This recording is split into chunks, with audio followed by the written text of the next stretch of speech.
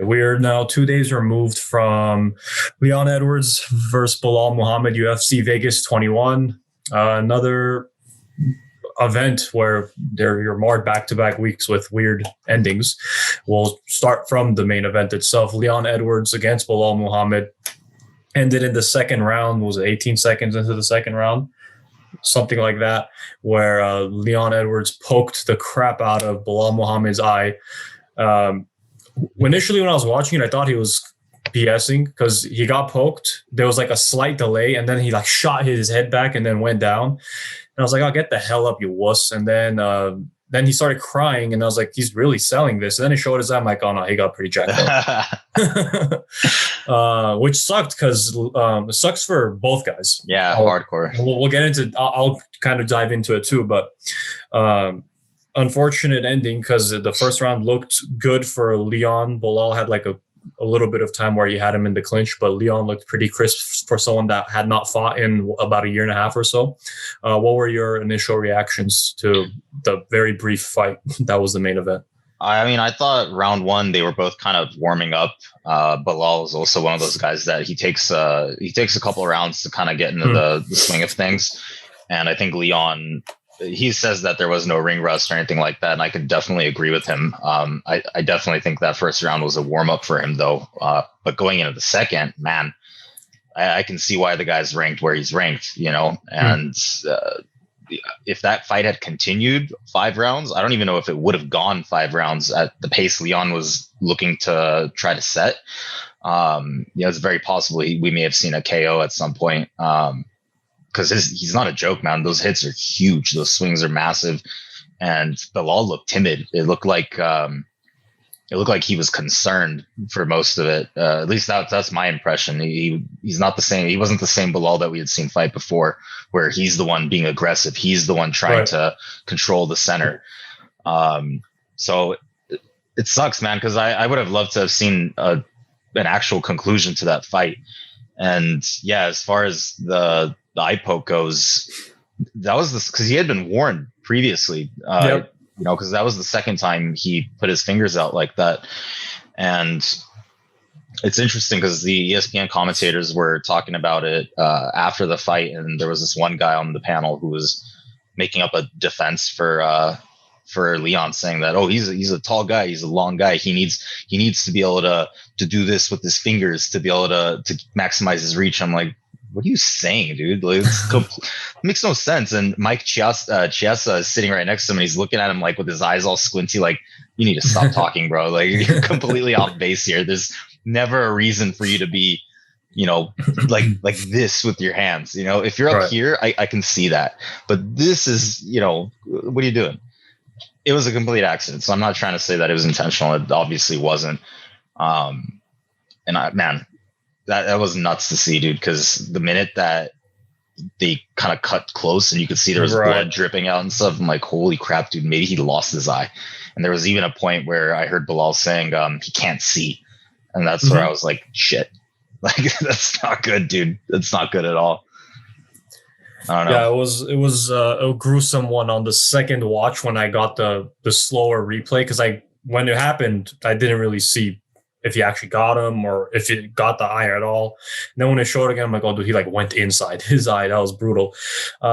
So in regards to what you were saying, and like Belal looks not the same as his last one in terms of timidness, it did kind of look like that. Part of that might be the feeling out thing, but also it's the step up in the competition is like drastic, right? You go from who was fighting Lima, going from unranked Lima to number 3 Leon Edwards. So it sucks for Belal because he took a short notice fight, had a big upside for him. It was kind of a win-win in my opinion, barring a no contest, but I think it would have been a win-win. If he wins, obviously clear win there. And then if he loses, I mean, he took it on short notice. He fought someone that has been struggling to get a fight. Some reports are saying it's because of him. Some are saying his opponents don't want to fight him. Whichever side you want, still he stepped up with like a couple weeks, like 3 weeks notice when Hamza had to drop out again. So I thought it was really only upside for Belal outside of the result that ended up happening. And then on Leon's end, it sucks because this guy, again, we said it multiple times, hasn't fought in a year and a half. finally finds someone, gets into the ring, and then 5 minutes, 18 seconds in, the fight is called, and not because he won and not because he lost, but because he poked someone's eye. Yep. And the fight's a no contest. So he goes a year and a half and still does not have a result. I found it interesting how he said after he's not interested in running this back. He does not feel he needs to, and he feels he earned the title shot. That I don't agree with. Yeah, and so that's another thing those commentators were talking about, and I'm kind of like, I don't understand that, dude. We've beat this horse to death, but you're coming back after a year and a half. You should fight. You should probably win a fight before you have a title shot, I think.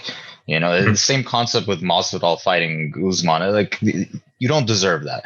If anything, you know, Whitaker should be doing that, or, you know, have a rematch with Colby or something along those lines. So for me, it's kind of like, are you capable of taking the belt? Yeah. Do you deserve to have that shot now? No. But if he had gone on to beat Belal, then, you know, okay, maybe.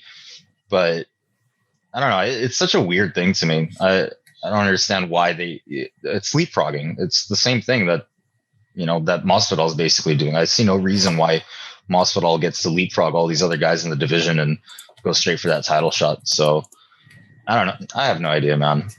Yeah, the top 5 of this division, I've read a couple different places, people saying, and I do agree, the top 5 of the welterweight division is weird because you have, obviously, Usman as the champion. You have Colby, who hasn't fought, who had not, but prior to his fight with Woodley, hadn't fought for quite, I think his fight prior to that was Usman. So Usman fight was end of 2019.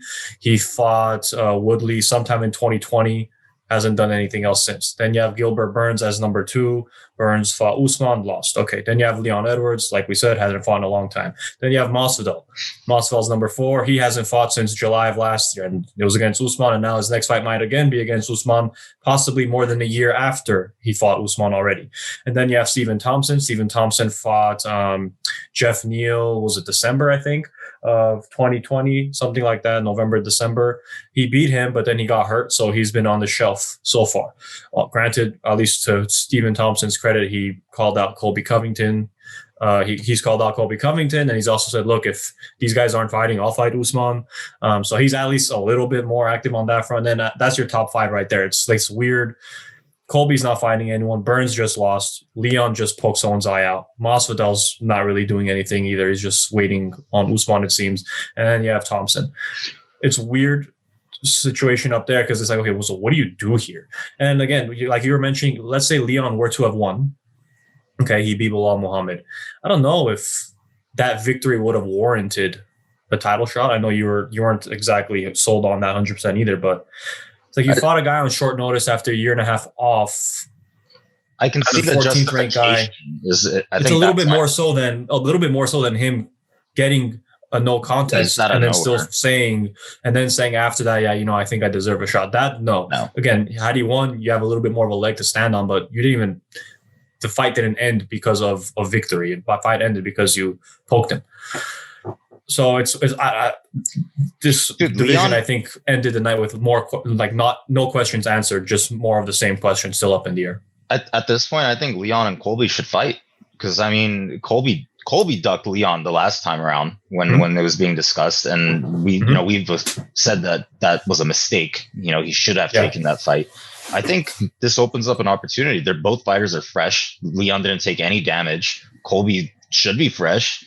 You know, so he for sure is, yeah. Okay, you guys fight it out, and then whoever wins that gets to get that title shot. You know, like that's how I see it, and yeah, I don't know. I think that'd be an interesting fight. I don't know. Colby had an interview with Submission Radio. Today's Monday, the 15th, 2 days after the event with Edwards and Muhammad. I think he did an interview with Submission Radio either yesterday or today, and they were kind of asking him, like, you know, like, have you been talking with the UFC? What's going on? Who are you going to fight? And they talked a little bit, and ultimately by the end of the interview, it's not that he doesn't want to fight Edwards, and also it's not that he doesn't want to fight Thompson, because he gives everyone the nickname, right? Everyone's Leon is Leon Scott. I don't know what he calls Wonder Boy, but he calls everyone something. He just kind of discredits everyone. He's been pretty dead set on no. It's either Usman or Masvidal. That's what I'm looking at. And then they asked him at the end, like, what about Wonder Boy? He called you out, and then he said some stuff, and then ultimately at the end they asked him, like, so are we going to see you fight this year? And he said, for sure you will see me fight this year. And then they said, I think they were kind of like, what if it's not Usman or Masvidal? And then pretty much he's like, pay me and I'll fight anyone. And obviously, I think for most of these guys, if you pay them whatever, they'll fight whoever. So it's not just like Colby is. I think that's why he keeps saying, I'm not doing it for charity. I'm not doing it for charity. Not because they're bums. Because again, if it was a matter of they're bums, I don't want to fight them. He wouldn't have fought Woodley. Woodley, he's leaps and bounds ahead of Woodley at this point. This isn't the same Woodley as years past. So it's not a matter of that. He's not wanting to risk fighting Stephen Thompson because he's a number 5 guy. No, it's nothing. I don't think it's like that at all for Colby. I think it's just, give him the money and he'll fight. Having said that, he said he had a call with Dana White. The call didn't go to how Dana wanted it. He said Dana just kind of hung up unhappy. So I don't know. Colby says he will fight this year. It's March, so there's plenty of time left, but I'm curious what the quota is that he's trying to get from the UFC to fight someone. I don't know if he's going to get that. His whole shtick was he was, the MAGA guy. And now that Trump's out of office, what's his shtick going to be? He doesn't have a gimmick anymore, really. He's still going with it. He's still going with it. Yeah, he is. I don't know if that's going to be an effective. He mentions Trump still, and he's still like he has a more he's leaning even more so into the whole pro-America, blue collar fighter deal. And look, man, Trump's been out of office now for a few months, but he still pulls in views. Like if you look at, he says it too, but if you look at like submission radios, anytime Colby's getting interviewed, they have a lot of views. Anyone else, it's not as many views. And he says that when he's on the show with them, he's like, you guys know I'm the one that brings in your ratings. And he's not wrong there. So he's still, granted, it's been fresh, elections it's been only two months or so since Trump's been out of office. So it's still fresh. Who knows how long it'll go, but it won't help him if he doesn't fight. If he's just on the sidelines, yapping away, it's not going to matter. But that's what I'm trying to get at. If they come back to Leon and with some money, he'll fight him. Otherwise, I don't know what the hell he's doing. Well, that's exactly what I'm getting at. Like his whole shtick was that. And, maybe Dana doesn't feel like that shtick is enough to bring in the type of crowd that, warrants paying him the kind of money that he's potentially asking for. So like I can see it from Dana's point of view too, where it's like, look, dude, there's all these other guys. But then on the flip side of it, none of these guys are really that entertaining. Like Usman isn't really like entertaining like that. Masvidal, he's a character. You don't have an Adesanya really in this division where you're like, oh, look at him, dude. He puts on a show. Like, not really. I don't know. I'm curious to see what they'll do next because again, outside the top, there's no pairings in the top 5 that I'm aware of that are going to be coming for the welterweight. I know Thompson threw his hat in the ring to fight Colby. I wonder if he's feeling. I wonder if his whatever the injury was. I forgot if it was his hand or leg or both. Whatever it was, I wonder if that's healed up. And Colby I think Colby was saying in an interview he wants like a normal full camp. I think that was part of why he said he didn't want to take that Edwards fight, is that he wasn't going to get a full camp and the pay he was seeking. They weren't giving him what he wanted to get paid while he wasn't going to get a full camp. So he's like, screw that, I'm not going to do it. So let's see now that Leon, I'm sure they're going to go back to, I can't imagine they don't go back to Colby at this one. Be like, look, Leon's pretty fresh. We can probably turn this around quickly. I'm sure he has been training. So if they say, look, 2 months and come June, July, you and Leon, here's whatever. I don't know how much he wants. I think if it's June, July, it's enough time. And it's enough time for him to even maybe turn out another fight by the end of the year. If you get a fight by June, July for both of these guys. I know Leon was saying in prior interviews too, he wants to fight. He's obviously, for him, it's even worse. He hasn't fought for longer. I'm not really counting this last one either. So I think that's the fight to make at this point, man. Yeah, Colby should fight. I think it's the fight to make, Leon and Colby. I think it should be Burns. Maybe you could do Burns and Thompson. I don't know what the hell they're doing with Masvidal. So I'm operating on the assumption that this Usman and Masvidal is going to get booked. So if that's the case, then the next thing that makes most sense for Colby is going to be either Leon, and then if not Leon, I would say sure, Stephen Thompson then does kind of make sense.